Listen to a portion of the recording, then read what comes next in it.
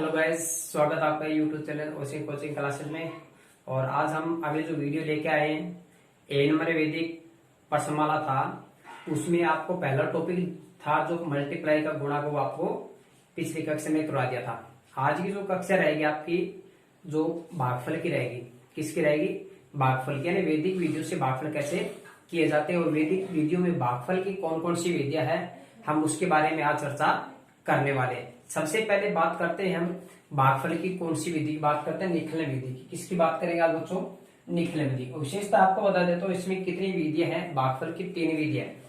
तो एक नंबर जो विधि है वो निखलन विधि की है। कौन सी विधि की है? निखलन की। दूसरी जो विधि है वो परावर्तक विधि है। कौन सी विधि है? परावर्तक बोल दो चाहे, ठीक है। तो तीसरी विधि है आपकी वो ध्वजांक विधि। काफी ये बच्चों को क्या लगती है, काफी हार्ड लगती है। आपको सिंपल तरीके से, वेरी इजी तरीके से आपको ये करवाऊंगा कि आपको एक बार कर दोगे, ध्वजांक विधि सीख लोगे, कभी भूल नहीं पाओगे। तो सबसे पहले हम बात करेंगे निखलन विधि से भागफल कैसे किया जाता है, ठीक है। तो आपका इसको पुस्तक के अंदर देख लेना, इसका जो क्वेश्चन है उसको आप मिला लेना और आपको नोटबुक में आपको क्या करना, उसी पे आधारित आपको क्वेश्चन भी हल करते हैं, ठीक है। तो सबसे पहले हम निखलन विधि से बात करते हैं, निखलन विधि से भाग कैसे किया जाता है, ठीक है। तो देखिएगा, इसमें थोड़ा सा आपको ध्यान रखना है बच्चों कि निखलन विधि से जब भाग किया जाता है, जैसे आपके पास संख्या 111 0 34 में 889 का भाग लगाना। आपको 111 0 34 में 889 का आपको भाग लगाना है। आप पीछे गुणनफल किया था, उस गुणनफल में निखलन विधि में क्या करते थे, आधार मान करके संख्या में से आधार घटाते थे। जैसे कोई संख्या आपके पास 12 × 13, इसका गुणा करना था। पिछली वीडियो में हमने क्या किया था, गुणा ही किया था। अब उसमें गुणा किया था, हमने क्या माना था, इसका आधार 10 माना था बच्चों। क्या माना था? 10। फिर इसका विचलन निकाला था। क्या निकाला था? विचलन। 12 में से 10 घटाए 2 आगे, 13 में से 10 घटाए 3 आगे। लेकिन इसमें भागफल में आपको क्या करना है, इसका अपोजिट करना है। इसमें क्या करना है? अपोजिट, यानी आधार में से क्या करना है, संख्या, ठीक है।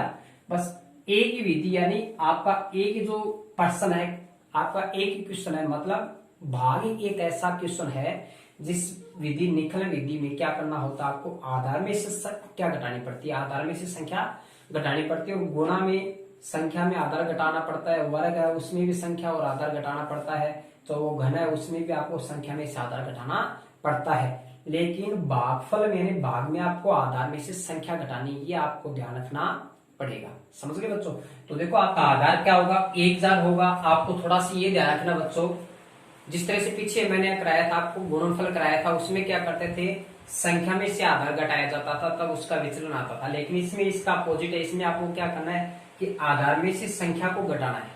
क्या करना है आपको? इसका जब विचलन निकलेगा तो विचलन कैसे निकलेगा, देखो, आधार में से क्या घटा दो, संख्या, जिस संख्या का आप भाग लगाते हो उसको घटा दो। जैसे 1000 में 889 घटाओगे तो इसका विचलन आ जाएगा 111। कितना आ जाएगा? 111। आपको क्या करना है, तो 2 रेखा खड़ी ऐसे खींचनी है, ऊर्ध्वाधर रेखा और एक क्षैतिज रेखा खींचनी है। आपको क्या करना है, 2 ऊर्ध्वाधर रेखा और एक आपको क्षैतिज रेखा खींचनी है। आपको क्या करना है, इसमें एक पार्ट ये होगा, दूसरा पार्ट ये होगा, ठीक है। अब देखिए, आधार में शून्य कितने हैं? 3 शून्य। कितने बच्चों? 3 शून्य। तो इसकी जो 3 डिजिट है वो तो किधर आ जाएंगे, इस पार्ट में आ जाएंगे। समझ गए? जो बाकी जो बच गए 111 वो किधर आ जाएंगे, इस पार्ट में आ जाएंगे। क्लियर? आपको बाकी इसका लगाना 889 का, इसका जो विचलन वो यहाँ पे लिख दो 111। समझ गए? एकदम सिंपल विधि, एकदम सिंपल, एकदम सरल से सरल आपको करवा रहा हूँ, ठीक है। और उम्मीद करता हूँ हर एक बच्चे को ये समझ में आ जाएगा, ठीक है। अब देखिएगा, आपको क्या करना है, इसका जो स्टार्टिंग का डिजिट है, स्टार्टिंग वाले जो अंक है वो डायरेक्ट आपको उतारना है। एक सीधा का सीधा उतार दो, आपने उतार दिया। अब क्या करना है, इस एक को इस पूरे से गुणा कर दो 111 से। 111 को 1 से गुणा करोगे, 111 एकम 111 हो गए। अब देखिए, एक तो इधर उतर गया, अब आगे कितने अंक है, एक एक ही है आपके पास, है ना। तो 111 है, उसमें क्या करना आपको, 1 1 और 1, 111 हो गया ना। 2 अंक यहाँ पे आ गए, एक अंक अगले में चला जाएगा। अब आपको क्या करना है कि इन दोनों को जोड़ना है। एक एक कितना हो गया, 2। एक समय में एक ही संख्या को जोड़ना है, दूसरी संख्या को आपको नहीं जोड़ना, ठीक है। अगली जो संख्या जुड़ेगी वो अगले पार्ट में जुड़ेगी। अब आपको क्या करना है, जिस तरह से देखो, आपने 1 उतारा, 111 से गुणा किया, यहाँ पे लिख दिया। इसी प्रकार आपको क्या करना है, इन दोनों को जोड़ कर दिया, कितना आ गया 2। इस 2 को क्या करना है, 111 से गुणा करना है। 111 को 2 से गुणा करो 222 आएगा। कितना आएगा बच्चों, 222। ये तो नीचे आ चुका है। अब आगे अंक कितना है, 1 इसके नीचे लिखना 222। 1 2 इधर आ जाएगा, 2 इधर आ जाएगा और 2 इस 3 के नीचे आ जाएगा। समझ गए। अब आपको क्या करना, वही तरीका है, इन सभी को क्या कर दो, जोड़ दो। ये कितना हो गए, 4 हो गए। कितना हो गए, 4। इस 4 को क्या करो, 111 से गुणा, 111 को 4 से गुणा करोगे 444 हो गए। कितना हो गए, 444। वो कॉपी लिखेंगे अगले पार्ट में। 4 इधर आ जाएगा, 4 इधर आ जाएगा और 4 इधर आ जाएगा। ये आपका भाग कंप्लीट हो गया। अब आपको अंतिम इसका क्या करना, देखो इसका योगफल 4 और 4 कितने हो गए, 8 हो गए। 4 और 2 6, 6 और 3 कितने हो गए, 9 हो गए। 4 2 6 1 7। मेरी बात को समझ गए क्या। इस तरह से आपको क्या निकलन विधि से गुणा करना, वो एकदम इजी है। ठीक है, बहुत जो आपको ये क्वेश्चन आपको समझ में आ गया होगा अच्छी तरह से। आपको क्या करना है, आपको बता दिया इसका आधार मान लो। सबसे पहले आधार को क्या, विचलन कैसे निकालोगे, आधार में से संख्या को घटा दो, इसका विचलन आएगा और विचलन यहाँ पे लिख दोगे। आपको पहला अंक यहाँ पे उतारना है, उसको क्या करना है, इससे गुणा करके आगे एक एक करके लिखना है। ठीक है, फिर अगले क्या करना है, अगले स्टेप में इनको जोड़ दो, जितना जोड़ा है उसको इससे गुणा करके आपको क्या करना है, आगे एक एक अंक उतारने। ठीक है, उसके बाद इनको जोड़ दो, कितना आगे 4। 4 को 111 से गुणा करो, 444 हो गई। इसी तरह से अगले स्टेप में यानी ऐसे चलेगा, कैसे चलेगा, ऐसे तिरछे चलेगा। समझ गए। एक अंक को छोड़ के, एक संख्या को छोड़ के अगली संख्या के नीचे उतारना। ठीक है, अब आपके पास देखो एक तो मान ये आ गया, दूसरा मान, इस मध्य भाग को तो कहते हैं भागफल। क्या कहते हैं बच्चों, भागफल। तो इसका भागफल तो आ जाएगा 124 और आगे जो है ये हो जाएगा इसका शेषफल। क्या हो जाएगा, इसका शेषफल हो जाएगा 798 हो जाएगा। ठीक है, वेरी सिंपल है, निकलन विधि से आपको भाग करना है। ठीक है, इसका अगला क्वेश्चन है आपको करना है इसका। ठीक है, क्लियर। इसके बाद मैं बात करता हूँ परावर्तक विधि से। कौन सी विधि से, परावर्तक विधि से भाग करना आपको।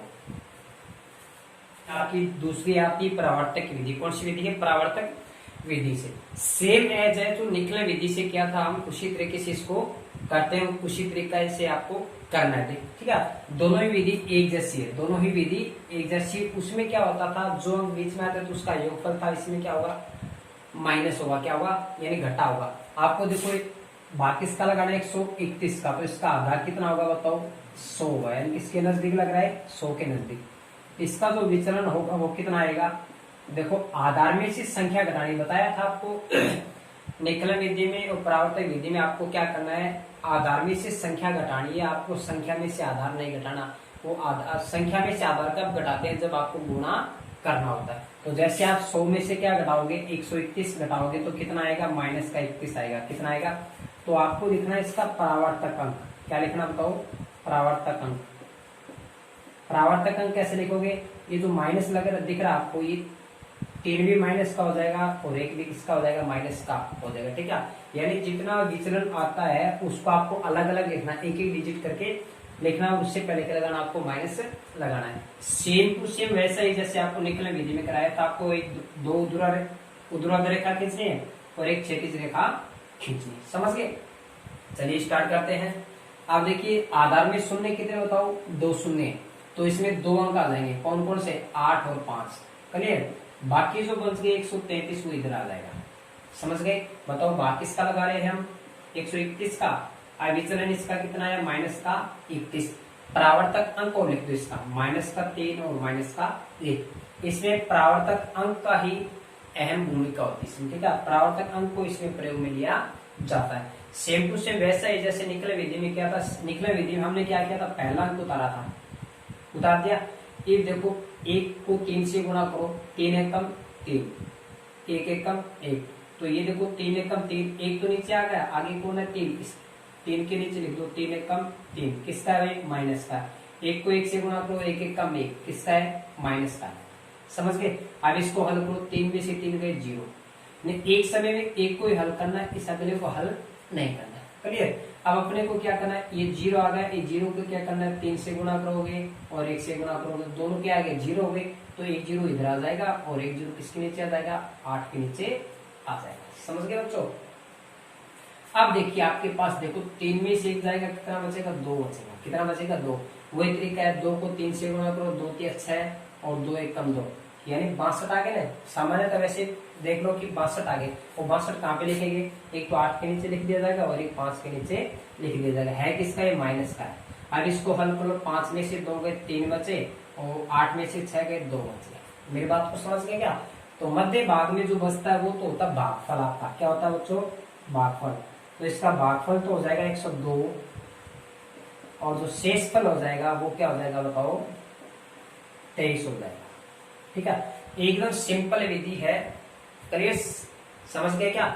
अभी जो एग्जाम में आया 10वीं क्लास के जो 30 जून को पेपर था उसमें निखलन विधि से भाग आया था, एकदम सिंपल विधि थी। ठीक है, तो निखलन विधि प्रावर्त विधि वैसे तो सभी बच्चों को सिंपल लगती है। मेन इसकी विधि कौन सी, दौजाक विधि, वो थोड़ी टफ लगती है, वो आपको अच्छी तरह से करवा रहा हूँ। ठीक है, ये आपको समझ में आ गया, इसका स्क्रीनशॉट आप ले लो, फिर इसके बाद में आपको दौजाक विधि करवा रहा हूँ। ठीक है, ये बच्चों अगली जो विधि आती है आपकी दौजाक विधि, बहुत सिंपल विधि। ठीक है, अभी बता देता हूँ इसको करना कैसे। नाम से पता चलता है, देखो दौजांक, इसमें दौजांक की इस विधि में आपको 2 चीजों का ध्यान रखना है। एक तो बोला जाता है मुख्यांक, एक बोला जाता है दौजांक। इसमें दौजांक कौन होगा, मुख्यांक क्या कौन होगा। इससे बच्चों को दिक्कत होती है कि इसमें दौजांक किसको माना जाए और किसको मुख्यांक माना जाए। अपनी तरफ से मानने से नहीं होगा, इसका ज्ञान होना चाहिए कि मुख्यांक कैसे निकलेगा, इसका दौजांक कैसे होगा। अभी बता देता हूँ, देखो जैसे आपके पास 11 वाली गिनती लिखते हैं अभी हम, जिस तरह से ये आ गए। चलो 11 से लेकर 19 तक गिनती लिख दिया। अब देखिएगा इसमें जो इधर वाला जो दाई वाला अंक दिख रहा है आप सभी को, इसमें 19 तक, 11 से लेकर 19 तक सभी एक जैसा। बाकी डिजिट चेंज कौन सी हो रही है, 11 एक ये हो रहा है, ये हो रहा है, इधर वाले तो हो रहे हैं, इसका इकाई का तो चेंज हो रहा है। यानी ये जो कहलाते हैं वो तो क्या कहलाते हैं, दौजांक कहलाते हैं, और ये जो अंक कहलाते हैं वो क्या कहलाते हैं, मुख्यांक कहलाता है। क्योंकि ये क्या है, मुख्य आदमी। अब देखो अपनी आम भाषा में देख लो, मुख्य आदमी होता है, मुख्य आदमी घर का जो मुख्य होता है वो घर के चौक में रहता है। कहाँ पे रहता है, चौक में बैठा रहता है। समझ गए। अब दौजांक है, जिस तरह से बालाजी की दौजांक है, श्याम जी की दौजांक है, दौजा है भी, रामदेव जी की दौजा है, गुरुआ जी की दौजा है। तो दौजा तो अलग अलग चेंज होती रहती है, तो संख्या चेंज हो रही है। समझ गए। दौजा को कहाँ पे टांगते हैं, ऊपर रखते हैं। और मुख्य आदमी कहाँ पे रहता है, घर के आंगन में चौक में बैठा, तो वो तो मुख्य आदमी और घर में ही रहेगा। क्लियर। और दौजा कहाँ पे होगी, ऊपर होगी। ठीक है, तो दौजांक का जो अंक लिखा जाता है वो तो ऊपर लिखा जाता है, और मुख्यांक का लिखा जाता है वो नीचे लिखा जाता है। और कैसे लिखा जाएगा, जिस तरह से आपके पास 151 है, आप जानते हो 151, ये लाइन स्टार्ट हो गई 151, 152, 153, ऐसे करके 157, 158, 159 हो गए। इसमें कौन से 2 डिजिट है जो एक जैसे चल रहे हैं, देखो 15 चल रहे हैं क्या, तो ये 15 चल रहा है। ये तो क्या भी मुख्य आदमी, ये घर को आदमी, घर को के मुख्य आदमी। ठीक है, एक ये बताओ दौजा है, 1 2 3 4 6 7 9 तक है, ये दौजा हो चुकी है। बताओ दौजा तो चेंज होती रहेगी, तो इसको बोला जाता है इकाई के अंक को क्या बोला जाता है, इकाई के अंक को क्या बोला जाता है, दौजांक बोला जाता है। और इकाई को अकेले को छोड़कर बाकी इधर जितने डिजिट बचते हैं उसको क्या बोला जाता है, मुख्यांक बोला जाता है। मेरी बात को समझ गए क्या। तो बताइए इससे मुख्यांक तो कौन हो जाएगा, 15 हो जाएगा, और दौजांक क्या हो जाएगा, 1 हो जाएगा। चलिए इस क्वेश्चन को स्टार्ट करते हैं, इसको हल करते हैं। ठीक है, अब देखिएगा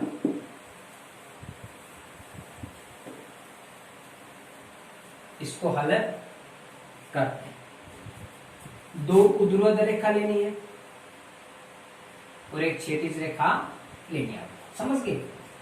अपने को एक डिजिट लेना है। यहाँ पे निखलन विधि में, प्रावर्तक विधि में क्या लेते थे, आधार के हिसाब से डिजिट रखते थे।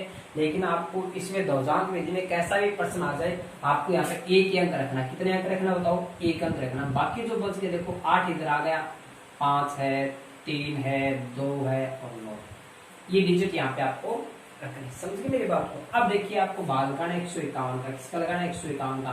तो देखो बताया मुख्य कौन है इसमें, 15 है, दौजांक 1 है। तो दौजा ऊपर रखते हैं, ऊपर लगाते हैं ना, दौजा ऊपर लगाते हैं और मुख्य आदमी कहाँ पे बैठा रहेगा, नीचे। समझ गए मेरी बात को। तो मुख्य आदमी यहाँ पे आपका दौजांक यहाँ पे। अब चलिए इसको स्टार्ट करते हैं। करना कैसे, सबसे पहले 1 नंबर पॉइंट लिखते हैं। क्या करते हैं, जो यहाँ पे 15 है, 15 में 2 डिजिट हो गए, कितने अंक हो गए? 2 अंक हो गए। भाग देने के लिए भी आपको 2 अंक होने चाहिए आपके पास 9 है तो आपको क्या लेना पड़ेगा? 92 लेना पड़ेगा। कितना लेना पड़ेगा? 92। और 92 में आप भाग लगाओ किसका? 15 का भाग लगाओ। मेरी बात को समझ गए क्या?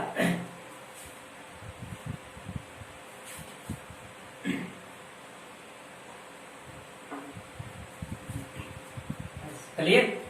अब 92 में आपको 15 का भाग, क्लियर?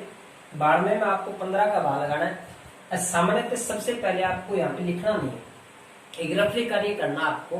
कैसे? 92 में 15 का भाग लगा तो देखो 15 6 के 90 यानी 6 बार भाग चला गया और आपके पास शेष फल कितना बचा? 2 बच गए।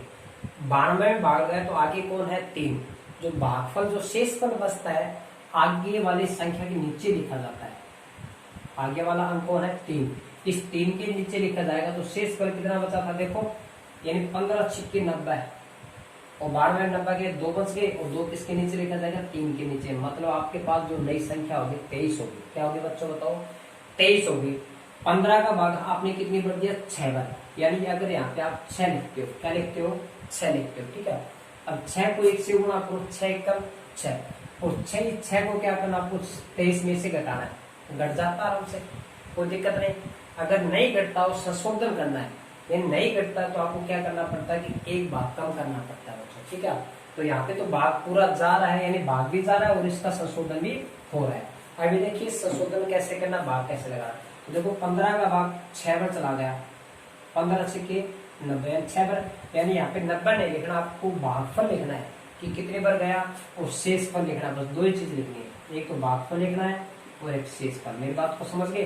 तो देखो 15 6 के 90 तो इस पार्ट में आएगा भागफल और इस पार्ट में क्या आएगा? शेषफल आएगा। आपका क्या आएगा? देखो लिखने विधि में, प्रावर्तक विधि में भी आपका भागफल आया, शेषफल यहाँ पे आया था। वही चीज इसमें भागफल यहाँ पे आएगा और शेषफल यहाँ पे आएगा।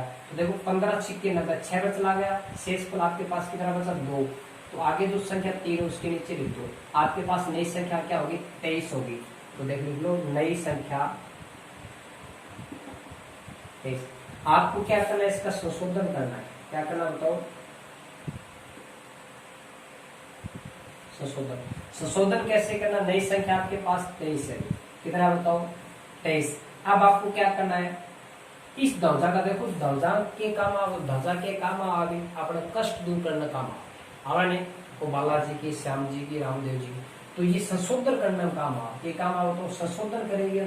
संशोधन कैसे? इन दोनों को क्या कर दो? गुणा कर दो, यानी 1 गुणा 6 तो 6 कम 6। 23 में से 6 घटाओगे तो कितना बचेगा? 17 बचेगा। कितना बचेगा? 17। समझ गए मेरी बात को? अब आपको क्या करना है? इसी 17 में आपको भाग लगाना है, यानी ये तो भाग में काम आता है और जबकि ध्वजांक क्या काम आता है? संशोधन करने में काम आता है। तो 17 में भाग लगाओ किसका? 15 का। कितने बढ़ जाएगा? 1 बढ़ जाएगा, पता ही आपको। चलिए 15 1 कम 15। अब बताओ शेषफल कितना बचा? 17 में से 15 गया, 2 बच गए। कितने बच गए? 2। तो नई संख्या बताओ क्या होगी इसकी? नई संख्या देखो शेषफल 2 बच गया ना, तो आगे कौन है? 5। 5 के नीचे लिख दो 2, तो नई संख्या होगी 25। कितने होगी बच्चों? 25 होगी।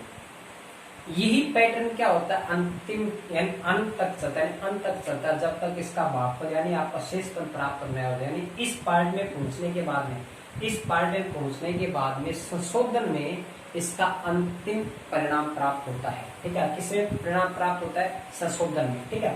सबसे पहले भाग किया, फिर क्या किया? संशोधन, फिर क्या किया? भाग। अब क्या करेंगे? संशोधन करेंगे बच्चों। क्या करेंगे? संशोधन। यानी ये स्टेप चलती रहती है। अब देखो नई संख्या आपके पास 25 आ गई, आपको क्या करना? संशोधन के समय क्या करना होता है? घटाना होता है।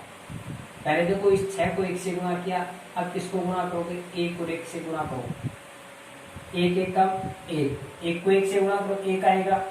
1 1 कम 1 होता है, कभी 2 मत कर देना, क्योंकि 1 को 1 से जोड़ते हैं तब 2 आता है, लेकिन गुणा करते हैं तो क्या आता है? 1 1 कम 1। तो 25 में से 1 गया, कितना बचा? 24। तो देखो संशोधन करने के बाद हमने क्या किया था? देखो संशोधन किया था तो बच गया था, उसमें क्या किया था? हमने भाग किया था। तो संशोधन करने के बाद में आपको क्या करना? भाग करना। क्या करना बताओ? भाग। किसमें करोगे? 24 में। 24 में किसका भाग आओगे? यानी 15 जो मुख्य आदमी है वो भाग करने में काम आता है। देखो 15 1 कम 15 यानी 1 बार भाग गया। कितने बार गया बताओ?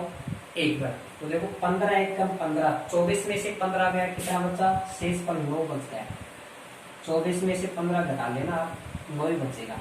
अब आपके पास क्या आगे 8, इसके नीचे लिखा जाता है शेष पर, तो आपके पास नई संख्या होगी 98, कितना हो गया 18 हो गया, ठीक है।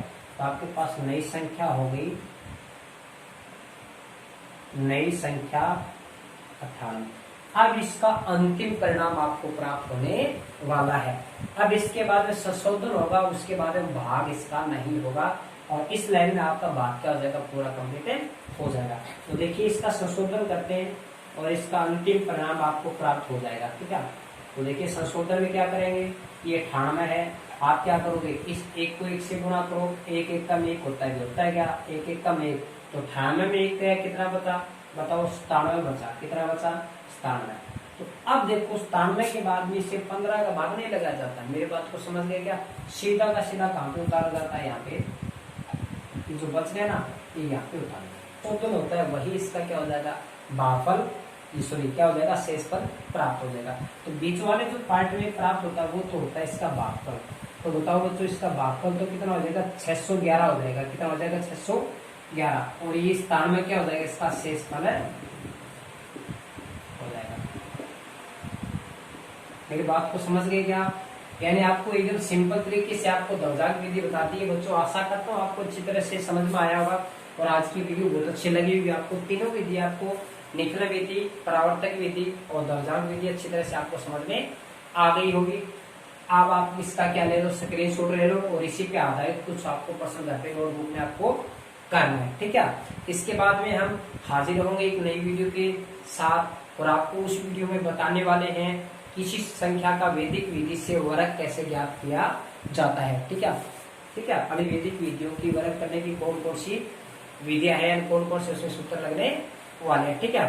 तो ज्यादा से ज्यादा आप घर बैठे पढ़ाई करें, हम उम्मीद करते हैं आप ज्यादा से ज्यादा इस सिलेबस को कवर करो स्कूल लगने से पहले, हाँ ठीक है। तो हम आपको ज्यादा से ज्यादा अच्छी फैकल्टी दे सके, तो जब आपका साथ रहेगा तभी हम आपके साथ है मिलजुल कर रहेंगे, और आपको टाइम टाइम पे आपको इस नए वीडियो देते रहेंगे। और जो बच्चा अगर नए हैं अपने वीडियो को लाइक करे, सब्सक्राइब करो, बेल आइकन घंटी को दबाना मत भूलिएगा बच्चों, क्योंकि बेल आइकन घंटी को जब आप दबाओगे तभी आपको क्या होगा, इस नई वीडियो का नोटिफिकेशन आपको प्राप्त होगा। बात वही है, जब आपके घर पे मेहमान आता है तो बाहर से घंटी बजाएगा या फिर आपका, तभी तो बाहर निकलोगा, ठीक है। वही बात है, जब आपको यूट्यूब पे अगला नया वीडियो प्राप्त होगा, जब बेल आइकन घंटी दबाओगे तभी आपको नया नोटिफिकेशन प्राप्त होने वाला, ठीक है। तो मिलते हैं बच्चों अगली वीडियो के साथ, ठीक है। तो मिलते हैं बच्चों फिर अगली वीडियो में। हम उस वीडियो में आपको क्या बताएंगे, वैदिक विधि से आपको वर्ग कैसे ज्ञात करना है, ठीक है।